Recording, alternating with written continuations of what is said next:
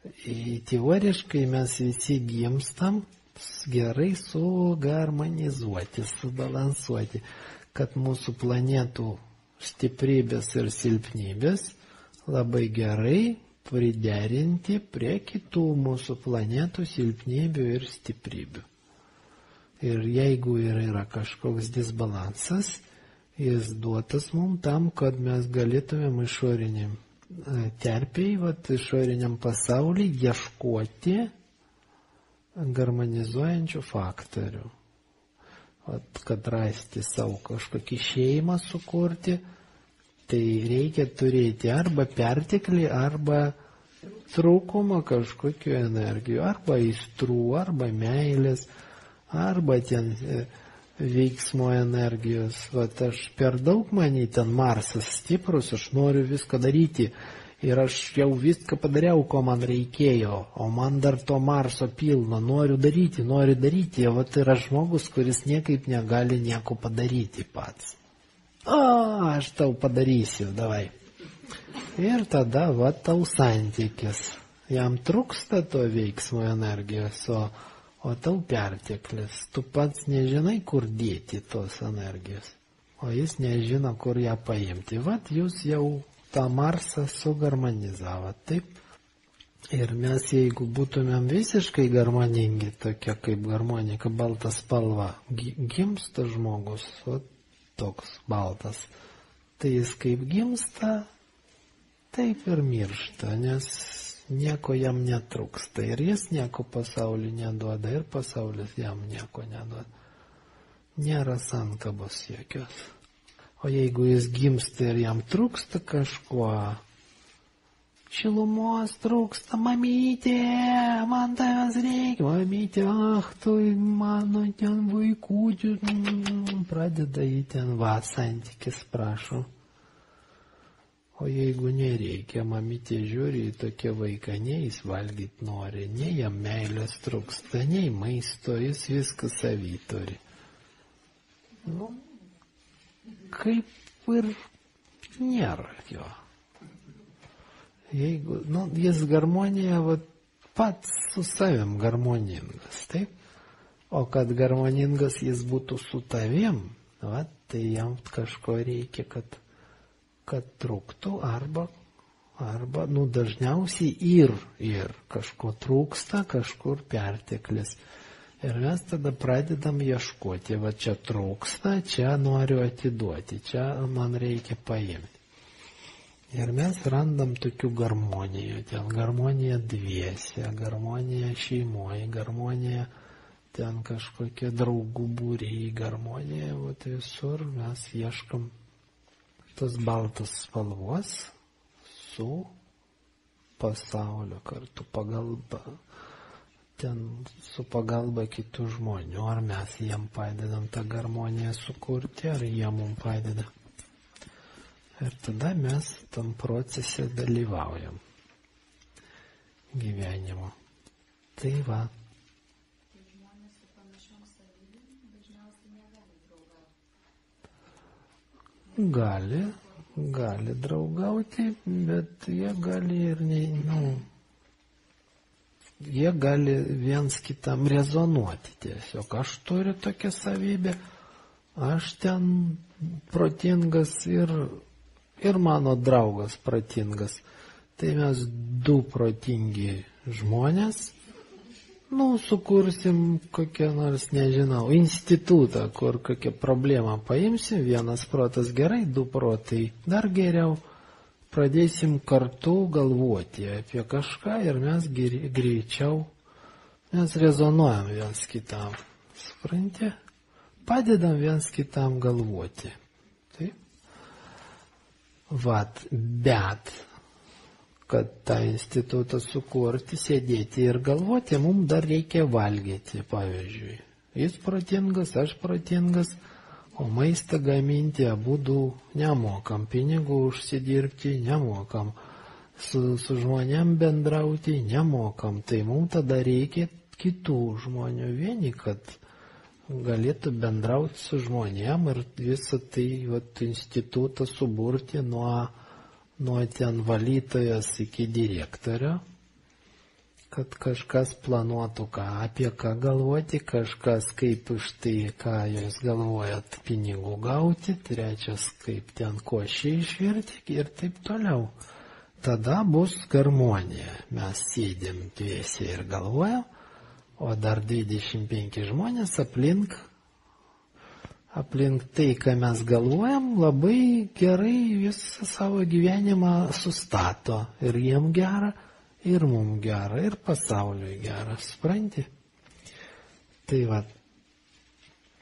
Bet aišku, tokio proceso, sverchpravadimas, kaip čia toks procesas, kurį mes vadinam įsimylėjimas, kai žmonės kartu, ten nesvarbu vyras, moteris, čia tik tai tas сверхпроводимость может быть по второй чакре, taip, вот jis ir jinai, jam ten lytinė tas energijos, vienam pertekliui, kitam netektis, jie tada mylisi ir jam dingsta pasaulis. Gali būti bet kokiam lygiai, tas procesas protiniam, radau, kas mane supranta ir aš galiu su juo kalbėti valandas, parą, savaitę ir pasaulis dingsta. Ir čia lygiai taip pat, čia toks pasaulis, visas susiaurėja, mes tik viens kitą matom, čia toks pat įsimylėjimas, taip? Ir jis gali būti fiziniam lygmenį, mes kartu kažką ten su karas laukia, nugara prie nugaros, dviese stovim ir jeigu nebūtų už nugaros draugo, užmuštų mane, nebūtų manęs jam už nugaros. O taip mes stovim ir mes gyvi ir mes kaifuojam, čia irgi įsimylėjimas. Toks jausmas šalia, fiziškai šalia, ar mes dviesi ten kokią rastą didelį nešam, tai naštą sunkiai, fiziškai, be jo nėra mane, aš negaliu to daryti.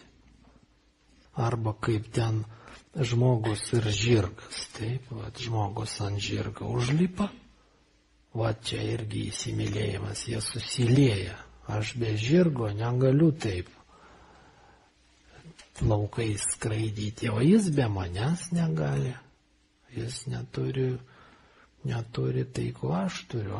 Ir mes fiziškai susiliejam, taip, su juo. Įsimylėjimas toks, gali būti ne tik per kažkokias lytinės lygmenis, ne.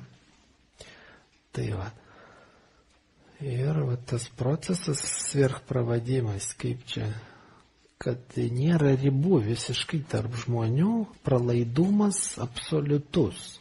Nėra, kad čia aš, o čia kitas žmogus, tą akimirką yra tik tai mes. Tai gali būti jausmuose, tai gali būti prisilietimuose, tai gali būti fiziniam lygmenį, mentaliniam lygmenį, likime, tai gali būti kad tas santykis būtų jau ilgalaikis, bent jau apie amžiną negalima sakyti mūsų pasaulyje. Skaitosi, kad santykiai tokie, susiliejimas gali būti ilgalaikis, jeigu yra 3 lygmenys, per kuriuos yra tas sujungimas, pravadimas, sverchpravadimas. Ne tai, kad aukštas pralaidumas, absoliutus pralaidumas, kai nėra jokio pasipriešinimo. Aš priimu absoliučiai. Tai, žmogus prieina prie manęs, pavyzdžiui, ir mane apkabina, taip. Ir pralaidumas, kiek aš leidžiu mane apkabinti, kiek aš leidžiu. Aš esu jis. Jis prisiliečia ir aš jaučiu, kad čia kitas žmogus, jis čia liečiasi, man tai gali būti malonu, nemalonu. Kada yra absoliutus pralaidumas, tas žmogus mane apkabina ir nėra to žmogaus, ir manęs nėra. Yra kažkoks, kaip du lašai plikšt ir susilieja. Bendras darosi tas kūnas, bendras darosi tas pojūtis. Tai Bet tas santykis per vieną lygmenį, ten per pojūtį, pavyzdžiui, jis neilgalaikis. Mes galim taip su juo pastovėti. Ir kas tada atsitinka? Mes apsikeičiam. Vat, kodėl tas susiliejimas, kad jam yra, tarkim, ką nors atiduoti man ir man yra ką iš jo paimti. Mes susijungiam ir eina, srautas eina, kaip perteka, pereina. Iš vieno į kitą pereina kažkas, pojūtis, tarkim. Tai. Ir kadangi nėra tos pasipriešinimo, tas perėjimas jis greitas. Aš prisipildau to žmogaus, o jis jau man neturi ką duoti faktiškai. Jis jau visą perteklį savo atidavė. Mes daromės jau lygus. Jis buvo tokiam lygiai, aš tokiam. O dabar, ir mes susilyginam. Taip mes lygus. Nežinau, lietuviškai, rusiškai, tai žodžiai tokie tikslus, tai ravnaja stali, ravnadušnaja. Taip, ravnadušnaja. Buvo neravnadušnaja, reiškia nelygus mūsų buvo to dvasias, nelygios. O dabar lygios dvasias, tai ravnadušnaja. Abejingos, aš jam stovi, jis šalia nestovi, man jau kažkaip darosi tas pats. Taip, tai va, dėl to kažkiek laiko praeina ir tas santykis pasibaigia. Jeigu yra per kelias lygmenis tie santykiai, aš galiu gauti kažkuo ir duoti kažkuo. Taip. Tada солитонное кольцо образуется. Kaip čia? Toks, schematiškai, aišku, taip nebūna, bet schema, jeigu yra tas absoliutus pralaidumas, reiškia, aš tam žmogui kažką, arba iš jo kažko paimu, be jokio pasipriešinimo, tada mes per šitą lygį susijungiam pilnai, taip, o jis buvo kaip užpildytas kažkuo, iki čia, tarkim, o aš to pačiu buvau iki čia užpildytas, taip, ir ta, grubiai sakant, substancija iš to žmogaus per tas absoliučiai pralaidus yra kanalas, į mane ta substancija pereina iš jo iki tol, kol lygiai tie nesusilygina. Dabar manį ir tame žmogui vienodai nieks neina, iš manęs į jį, iš jo į mane, neina. Dabar jeigu yra dar per kažkokį lygį tas absoliutus pralaidumas, čia tarkim, tada kas vyksta? Jis man čia kažką duoda, o aš jam čia kažką duodu. Taip, ir išeina, kad energija pradeda eiti tokiu pat ratu. Mes valgam abudu, mes gyvenam, jis savo energijos visą laiką, kur jis, linkęs prikaupti daugiau negu aš, o aš savo, kurį aš linkęs pririnkti daugiau negu jis. Ir tuo pačiu metu, kai mes tas energijas generuojam, mes jais apsikeičiam. Neateina tokio momento, kada jis tos energijos prisipildės ir pripildo mane, taip, ir daugiau viskas nėra. Jis kaip tik tos energijos prigeneravo, iš karto man ir atiduoda. Ir į vieną pusę tas, ir užgesta tas srautas. Taip neina, kaip iškrauta batareika. Ten iš pliuso į minusą, viskas perėjo, viso gero. Lygus tie poliai pasidarė. O jeigu eina į abi pusės, čia eina ir čia eina. Tai, ką aš iš jo gaunu, aš tą energiją panaudoju tam, kad pagaminti savo ir jam atiduoti. Jis gavęs iš manęs, gamina savo ir man atiduoda. Dabar mes su juo kaip jau, taip, vienas organizmas, saliton. Mes vienu tonu pradedam dviese gaminti vieną dažnį. Kartu vieną darom. Salitonное кольцо vadinasi. Nu, vat kaip...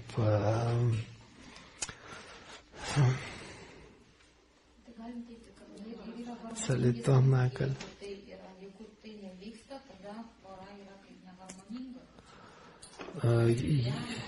Jeigu to nevyksta, taip, tai tiesiog žmonės labai greitai prisisotina. Vat man jis labai įdomus, jis tiek visko žino, o aš nieko nežinau. Jis ten perskaitė 18 000 knygų, o aš laikraštį vieną perskaičiau. Už tai aš teliką žiūriu dažnai. Nu, žodžiu, jis daug žinantis, o aš ne. Toj aš iš jo viską sužinosiu, taip? Labai faina, aš pradedu jo klausti, o jis visus mano klausimus turi atsakymus. Ar aš turiu tų klausimų 3, pavyzdžiui. Taip, nes daugiau manęs niekas nedomina, suprantat? Ir jis visus mano 3 klausimus atsakė. Ir kai jis atsakinėjo, man taip svarbu, man toks kaifas, aš gaunu iš jo to, ko man taip reikia, o jam koks kaifas. Kam tos 18 000 knygos perskaitė, kam? Niekam nereikia, jis bando kažkam aiškinti, jam eik tu. Čia man tai nebeįdomu visiškai. Ir čia atsirado žmogus, kuriam reikia tų visų žinių. Ir abiem yra labai faina. Įsimylėjimas toks stiprus. Kalbėti, klaus dar. Nu, dar gerai paklausiu. Dar. Nu, tuoj pagalvosiu, ką čia paklausti. Taigi nėra, ką, viskas. Nėra. Vat tas santykis, aš tau duodu, tu iš manęs paimi. Tu prisipildai, tau nebereikia iš manęs nieko. Viskas, įsimylėjimas baigtas, nėra jo. Salitonas, aš duodu, tu paimi ir kažką darai. Tu iš manęs gauni žinių ir tas žinias tu kažkur panaudoji. Aš tau pasakau, ką reikia daryti, pavyzdžiui, kad, nu nežinau, tu statybininkas ir tu klausi manęs, kaip reikia statyti namus gerai, efektingai, greitai, sveikai, saugiai. Ir aš aiškinu, daryk taip. Ir tu klausi, taipgi iš tikrųjų galima daryti, kaip įdomu, įsimylėjimas. Tu klausai manęs ir po to bėgi ir statai. Bėgi ir statai tą namą. Taip? Tai, ką aš tau duodu, tu panaudoji kažkur. Tada tau reikia iš manęs. Tu galbūt ne salitoną padarai, bet tu gavęs tą energiją iš manęs, tu kažkur išnaudoji. Tu čia gauni. Ir tu kažkur ten eini ir statai tuos namus. Tai yra santykis laidininko, tai mokytojas mokinys, pavyzdžiui, santykis. Aš nieko iš čia negaunu, aš čia viską atiduodu. Bet jis neprisipildo tuo, dabar aš viską žinau apie namų statybus, man jau nebeįdomu apie tai klausytis. O jis tiesiog paima tai realizuoja, panaudoja kažkur, kitiem perdoda arba namus stato. Ir tada jis vėl grįžta, o papasakok man dar ką nors. O aš darant taip susidūriau su kažkokiam ten problemam. Kaip man jos išspręsti? Gerai, aš tau toliau pasakosiu. Ir tas įsimylėjimas gali būti irgi begalinis, taip, kol čia nepasibaigs, arba kol čia nebus jau neužsipildys viską. Visiems savo draugams irgi papasakojau, jau niekam nebeįdomu. Tai va. O solitonas, va, jam kažko reikia ir jis turi kažką atiduoti. Mes dabar viens kitam reikalingi. Mes kažką gaunam ir kažką duodam viens kitam. Solitonas, mums nereikia tų išorinių sujungimų, suprantat? Nereikia. Mes viens su kito sukūrėm atskirą jau uždarą sistemą, savo pasaulėlį. Tai va. Ir mes tik tai dviese tam pasaulėlį galim egzistuoti. Bet vis tiek tas santykis bus neilgalaikis dėl to, kad nuo pasaulio solitonas atsijungia. Mes tik mums reikia viens kito, o pasaulio mums nereikia. Ir mūsų irgi pasauliui darosi nereikia. Taip? Vat, mes savo sėdim kažkur, aplink gyvenimas vyksta, o mes niekur nedalyvaujam. Tada, kas mes išnaudojam savo vidinius resursus ir pradedam mums labai gera kartu, mums nieko netrūksta, tik tai kažkodėl mes pradedam silpti ir pradedam birėti. Mes patys, ne mūsų santykiai, o patys mes sirgti pradedam, valgyti norisi, mums ten darbas, mūsų ten vieną išmetė iš darbo, kitą išmetė iš darbo, sąskaitas už elektrą ateina ir nėra ko mokėti. Ir va tada solitonas irgi mes kartu tiesiog arba numirsim, arba turim išsiskirti. Negalim išgyventi. Taip? Nors tai truputį ilgiau negu va tas santykis susiaurėjimas pasaulio, kai aš tik į jį žiūriu ir tik iš jo kažką paimu, aš tik į ją žiūriu ir tik ją žaviuosi.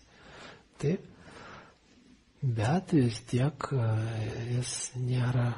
Reikia dar vieną kanalą, trečio lygio pajungto, kad santykis galėtų būti nenutrūkstamas. Tai reikia, kad solitonas būtų sujungtas su išorė. Tai. Ir vat, mes gal apie tai kada nors pakalbėsim detaliai.